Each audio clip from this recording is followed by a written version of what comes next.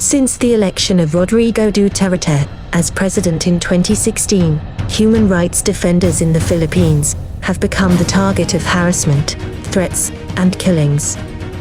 The Commission on Human Rights of the Philippines said that the context of impunity and violence against HRDs is largely attributable to the president himself, as, through his pronouncements, he created a dangerous fiction that it is legitimate to hunt down and commit atrocities against HRDs because they are enemies of the state. The data collected by the human rights group, Karapatan, show that 182 activists and human rights defenders have been killed between July 2016 and June 30, 2020. In all these murder cases, the police and state forces have done little to nothing to bring those responsible to justice. In August 2020, international civil society organizations and UN bodies were outraged at the killing of 2 human rights defenders, Randall Ecanis, and 1 week later, Zara Alvarez. Mr. Ecanis and Miss Alvarez's deaths came just few weeks after Duterte approved a controversial anti-terror legislation which allows warrantless arrests and longer detention without charge. Randall Ecanis and Zara Alvarez's murders apparently follow a pattern of red tagging of human rights defenders in the country.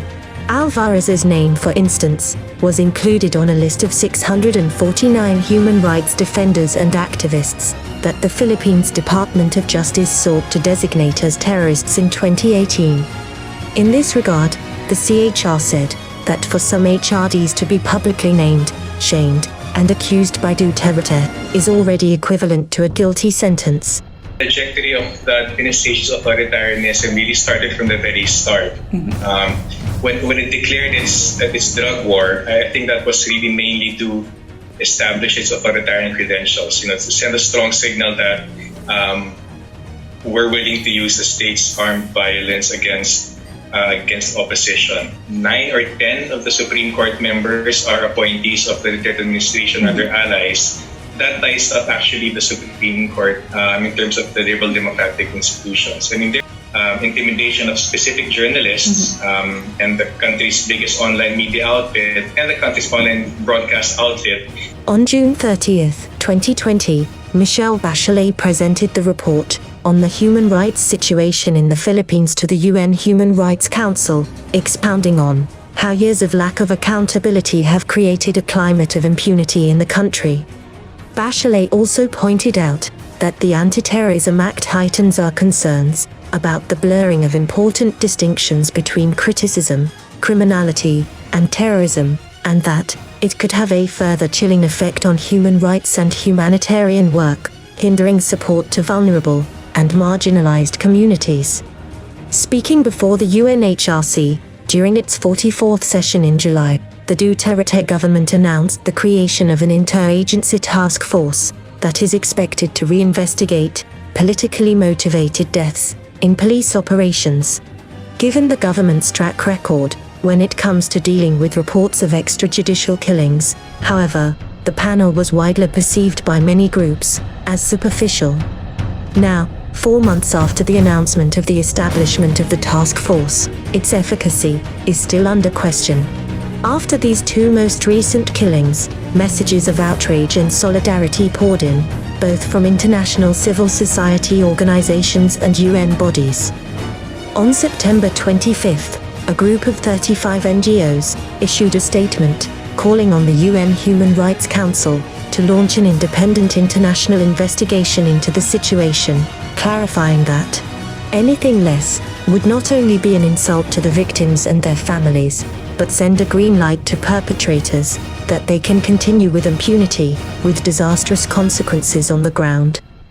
On October 7th, the UN Human Rights Council adopted a resolution seeking technical assistance to the Philippines and requesting Michelle Bachelet to provide support for the country in its continued fulfillment of its international human rights obligations and commitments.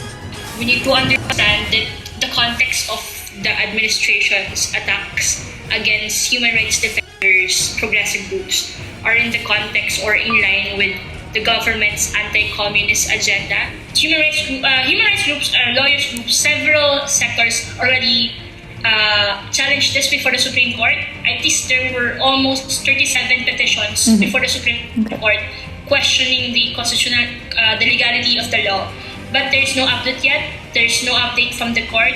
So I'm sure it will take a long time before actions can be done against the law. This is the reason why human rights groups are mounting pressure on the international arena, like the ICC, the UN Human Rights Council, to do their jobs, because they do not believe anymore on domestic mechanisms. It's like Duterte's playbook. Drug wars, drug is the enemy, so drug personally should be killed. The media is fake news, so they should not be believed. Human rights defenders are communists. They hinder us from doing our job against criminality, so they should be killed. First, there was an acknowledgement that there are massive human rights abuses in the Philippines. Second, that the UN Council called the government to address the report of Bachelet. And third is the assistance. The office of Michelle Bachelet will still monitor the Philippines. If there are serious threats against their lives, even if they are at the risk of being arrested, even if their colleagues were already killed, even if many of them have been arrested already and they were released, they continue to fight for their rights, for the rights of the people. They continue calling out the government. And I think that's something that the Duterte government cannot take away from the activists. Important is for the international mechanisms like the ICC, the Human Rights Council, or international watchdogs to continue keeping an eye on the Philippines, continue putting pressure on the Department of Justice to make sure that they make good in their promise they made before the council, that they will investigate the killings. The numerous reactions show how the dramatic deterioration of the human rights situation in the Philippines is being closely monitored internationally. Nevertheless, it appears clearly that much still needs to be done to ensure that a peaceful and free environment for human rights defenders is established, and that justice is ensured to victims of human rights abuses. The UN resolution, adopted by the Human Rights Council, falls short of launching an international, independent, and impartial investigation, which many human rights groups have been lobbying for amid widespread abuses in the country. It seems evident that the mere technical cooperation and capacity building will be vain if the government continues to disregard the existence of gross human rights violations, which are rooted in its policy to crack down on dissent and activism through draconian legislations.